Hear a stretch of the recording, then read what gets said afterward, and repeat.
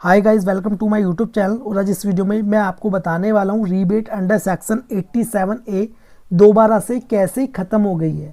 ठीक है, प्रूफ के साथ आपको दिखाऊंगा।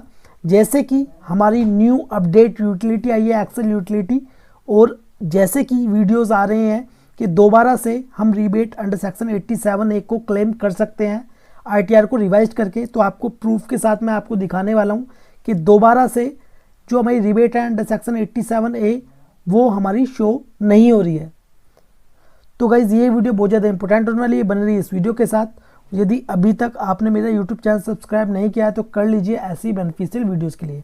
और यदि आप हमारे एक्सपर्ट से अपनी ITR को रिवाइज कराना चाहते हैं तो दिए हुए नंबर पर कॉन्टैक्ट कर सकते हैं। तो गाइज़ चलते हैं वो वीडियो को स्टार्ट करते हैं। अब देखिए ये है हमारा इनकम टैक्स पोर्टल। ठीक है, तो इनकम टैक्स पोर्टल पर इसमें जैसे कि नोटिफिकेशन आई थी हमारी यहाँ पर, the update Excel utility for ITR form 2 and 3 to exercise the option to update rebate under section 87A for assessment year 2024-25 are now available. The HTML utilities will be made available shortly. यानी कि जो हमारी update आया था income tax की तरफ से, वो ITR 2 और 3 में ये बताया गया कि 87A को जो रिबेट है उसको हम क्लेम कर सकते हैं। ठीक है, अपडेट आ गया और इसमें बताया गया कि यूटिलिटी जो एक्सेल यूटिलिटी ITR 2 और 3 की आई है तो उसमें ये अपडेट हो चुकी है रिबेट। तो हम चेक करेंगे और जाएंगे डाउनलोड्स पर। फिर असेसमेंट ईयर हमारा सेम रहेगा 24 and 25। अब यहाँ पर जाएंगे ITR 2 पर, यूटिलिटी एक्सेल बेस्ड।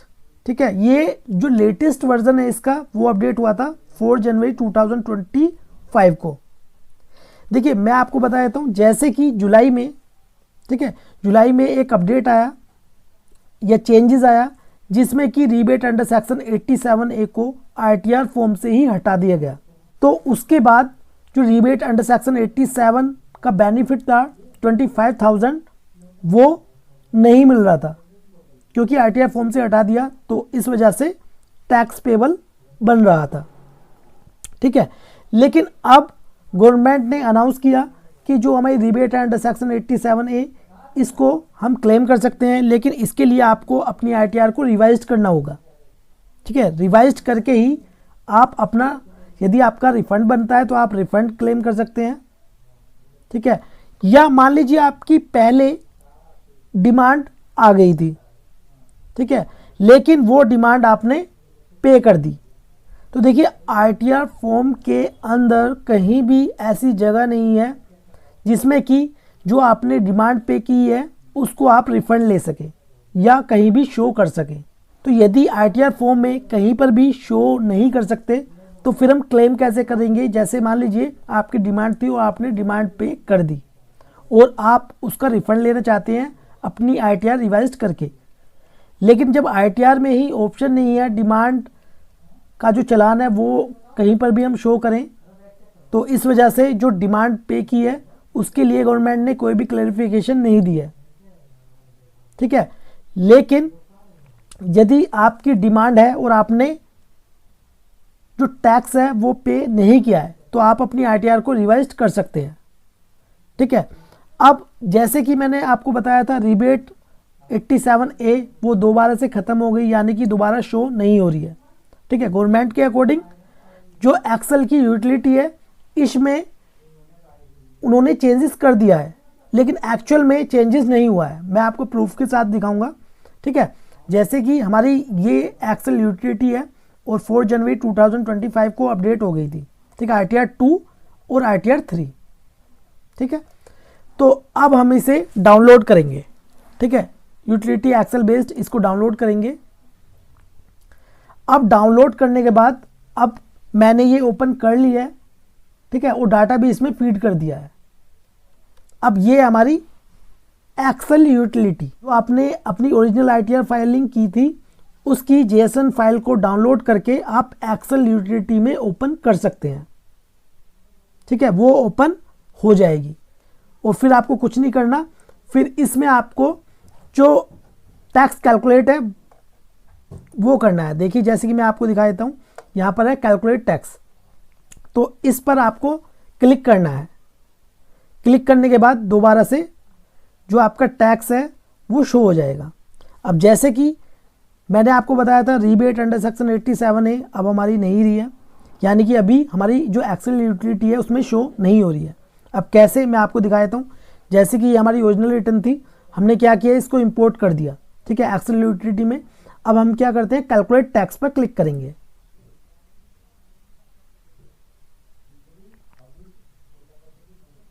अब हमने कैलकुलेट टैक्स पर क्लिक किया।